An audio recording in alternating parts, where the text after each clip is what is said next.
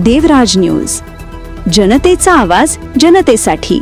देवराज न्यूजला सबस्क्राईब करा आणि बेल आयकॉनवर क्लिक करा।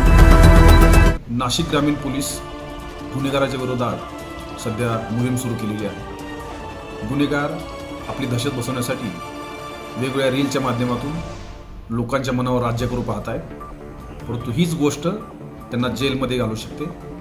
कायद्याने या सर्वांवर कारवाई सध्या सुरू आहे।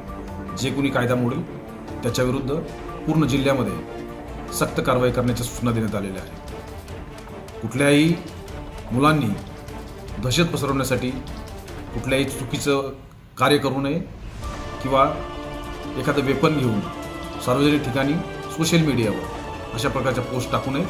तर त्यांच्यासाठी, त्यांच्या कुटुंबियासाठी, सर्वांसाठी धोकादायक असतील। याच्यामुळे लोकांच्या मनामधली दहशत जी आहे ती तर पसरणार नाही, परंतु त्याच गावामध्ये तुमची इज्जत निश्चितपणे जाईल। अशा कोणत्याही गोष्टी करू नका। सर्वांसाठी हे नम्र आव्हान।